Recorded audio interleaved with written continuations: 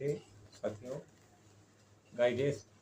आज हम बात करेंगे हमारे भारतीय संस्कृति में 16 संस्कारों की बात की गई है कि बच्चा जन्म लेता है उससे पहले ही हमारे संस्कार शुरू हो जाते हैं। जैसे पहले गर्भाधान संस्कार होते हैं। 16 संस्कारों में गर्भाधान संस्कार, जिसमें जब बच्चा गर्भ में ही होता है माँ के, तो उसी समय बच्चे को उनको बच्चों की देखभाल करना शुरू हो जाती है। और माँ को कहा जाता है कि माँ जो है अ, उचित भोजन करे और सही से उसकी देखभाल करे, सही से चले, सही से बैठे और सही भोजन करे। तीखा और बहुत ज़्यादा खट्टा मिर्च वाला भोजन ना करे। और यहाँ तक कि हमारे शास्त्रों में तो ये भी कहा गया है कि बच्चा गर्भ से भी सीखना शुरू कर देता है। तो इसलिए माँ को कहा जाता है कि धार्मिक पुस्तकें, कुछ अच्छी पुस्तकें पढ़ें और क्रोध ना करें। तो इस प्रकार से हम उनको देते हैं। जैसे सुभद्रा अभिमन्यु उनके गर्भ में था, तो तभी जो है अर्जुन ने सुभद्रा को सिखाया था चक्रव्यूह भेदन। और अंत में माँ सो गई, तो चक्र भेदन तो वो जान गए चक्रव्यूह का, लेकिन अंतिम चक्रव्यूह को तोड़ना आखिर में नहीं जान पाया क्योंकि माँ सो गई थी।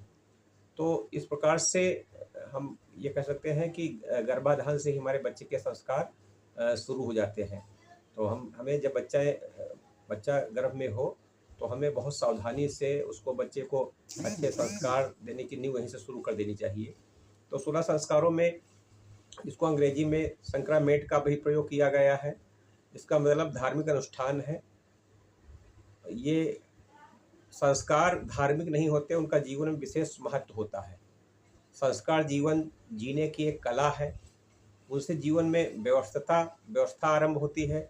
मनुष्य की वासनाओं का परिचालन हो जाता है। संस्कार मनुष्य के सकारात्मक जीवन को आगे बढ़ाते हैं।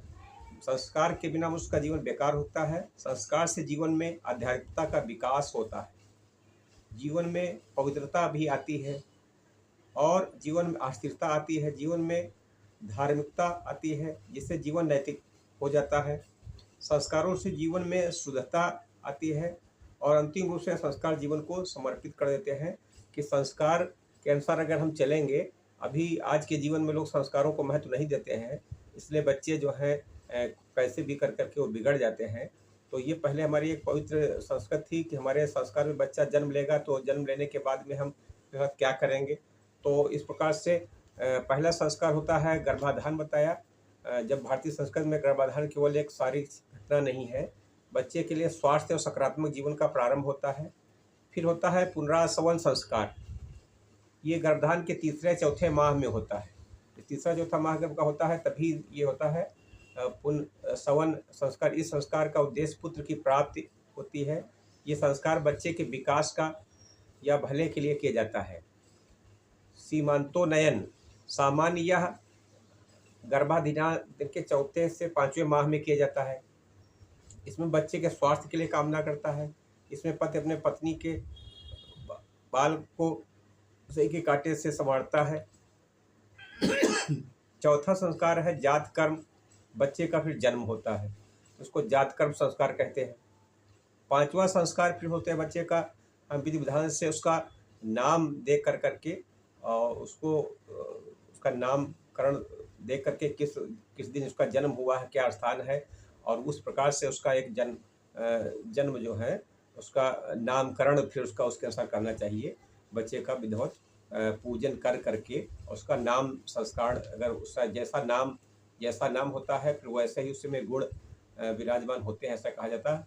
तो इसलिए उसको नाम, अच्छा सा नाम रखें, किसी पवित्र देवात्मा के नाम से, किसी पवित्र महापुरुष के नाम से, किसी भगवान ईश्वर के नाम से या माता के नाम से, ऐसा उसका नाम जो है रखें, ताकि नाम जब बार बार आप पुकारें तो इसी बहाने से आपका ईश्वर का भी नाम निकलेगा।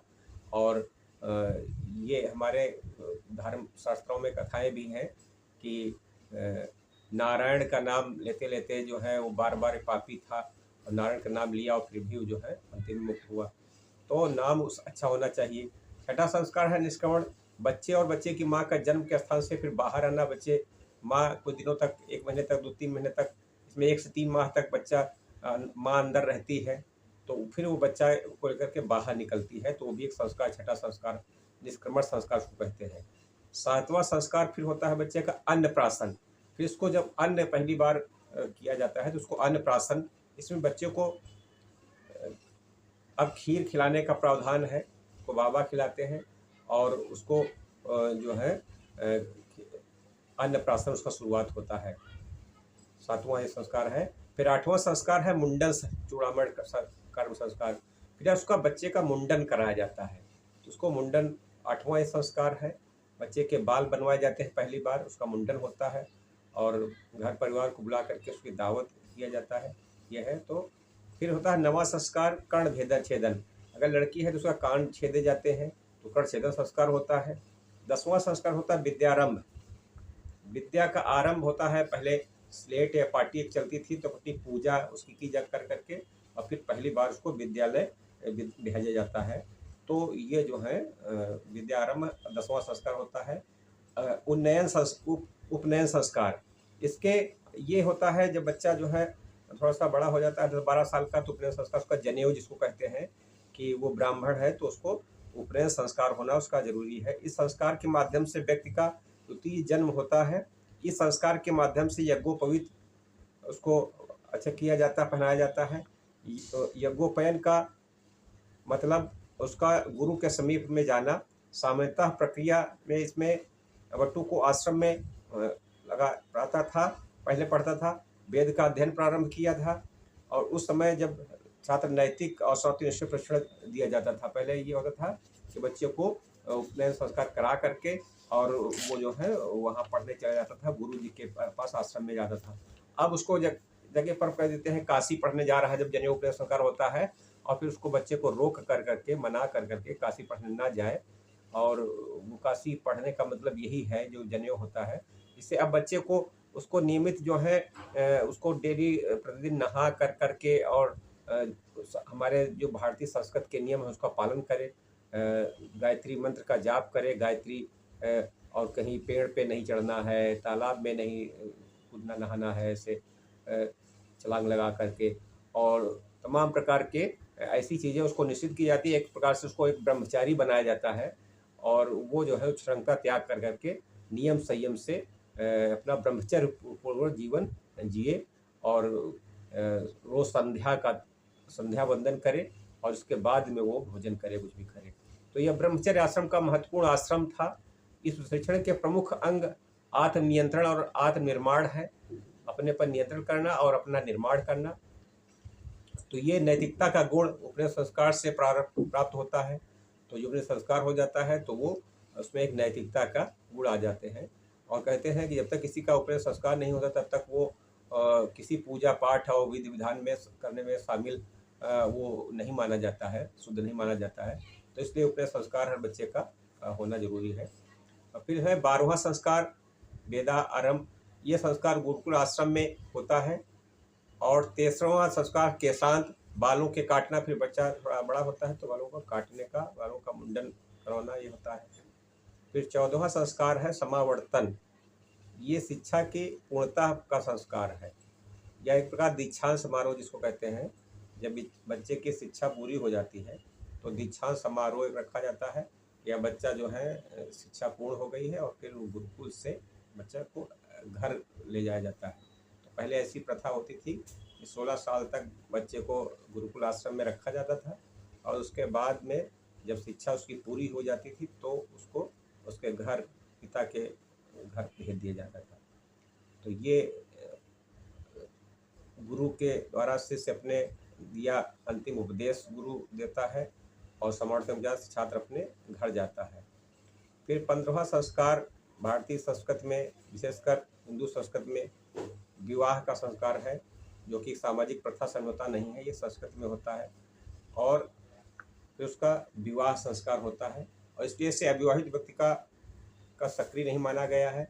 सतपथ ब्राह्मण में उल्लेखनीय है कि पत्नी के बिना कोई व्यक्ति यज्ञ नहीं कर सकता, कि कोई यज्ञ करना है, कोई अनुष्ठान करना है तो पत्नी हो से तो दोनों पति पत्नी मिल करके यज्ञ करेंगे।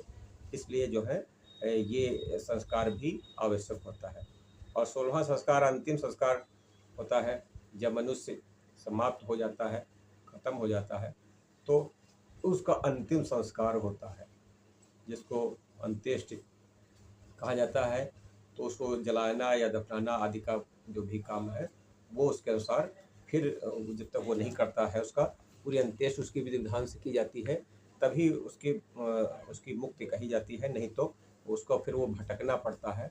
तो उसको पिंडदान और ये कर के विधि विधान से उसका अंत्येष्टि अंतिम संस्कार किया जाता है। तो ये मनुष्य के 16 संस्कार थे। इन 16 संस्कारों का हमारे भारतीय जीवन में बहुत महत्व है। इसको हमें ज़रूर पालन करना चाहिए। आज लोग नई संस्कृति में इसको नहीं मानते हैं, लेकिन इसीलिए दुख उठाते हैं। तमाम प्रकार की विघ्न बाधाएँ जीवन भर में उनको पड़ती रहती हैं। तो इसलिए ये सब चीज़ें क्रम से अवश्य बच्चे को करना चाहिए, नियम से और शास्त्रों को मान कर के और को ये सब किया जाना चाहिए। धन्यवाद।